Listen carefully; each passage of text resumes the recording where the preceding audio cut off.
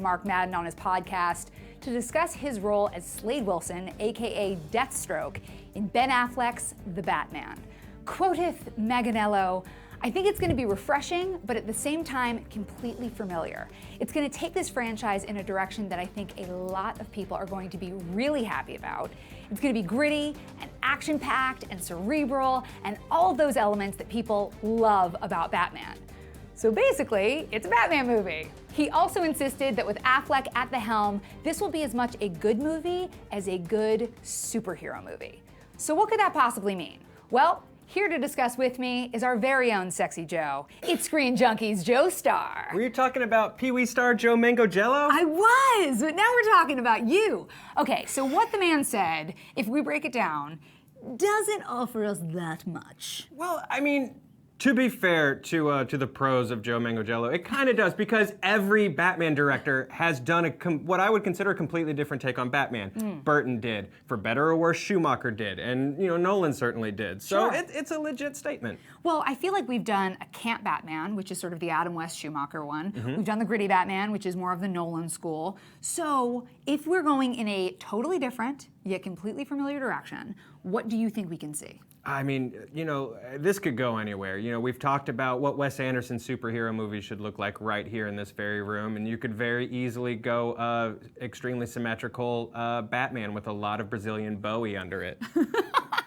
Well, you talked about the Darren Aronofsky sort of homeless Right. Batman. I think that's the weird balance you've got to find, because you can do a new take on Batman, but if it goes too new take on Batman, you go with something like that. Darren Aronofsky at one point was like, wouldn't it be cool if Batman was just a crazy homeless guy? And no, that wouldn't be cool. That wouldn't be Batman. That would be a superhero called Crazy Homeless Guy that punches people in the face. I don't know, that guy, he's around the corner. He's pretty nice to me, actually. Oh, is he cool solves with you? crime at night. Yeah, he's a vigilante, man. Totally, because you're a girl, because that dude is mean to me. Well, he recycles my bottles, too.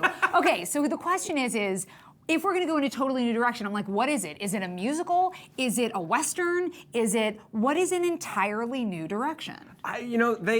It's going to be interesting, because they have a chance to kind of pivot a little bit tone-wise from Batman v Superman, from Justice League. So I am kind of curious, because those movies do have the gritty grim that is usually supposed to be reserved for Batman kind of on lock. So it's tough to tell what this guy's going to look like. Well, since we saw the second Wonder Woman trailer this week, I feel like DC is really getting onto like a great track. It's a really nice pace. So I wonder how much you think that film will influence this iteration of the Batman. I think if Wonder Woman knocks it out of the park, that influences this iteration of the Batman. It influences the Flash. It influences Aquaman. I think once they find, we can just sort of have fun with a colorful, fun action movie, that's gonna blow the top off of what these DC movies can look like. Thank you so much for being here, Joe, and talking to us about this. I love this, and we want to know what you guys think. So please tell us, comment below, tweet at us, and of course, if you want more Screen Junkies news, just click right here. Thanks for being here.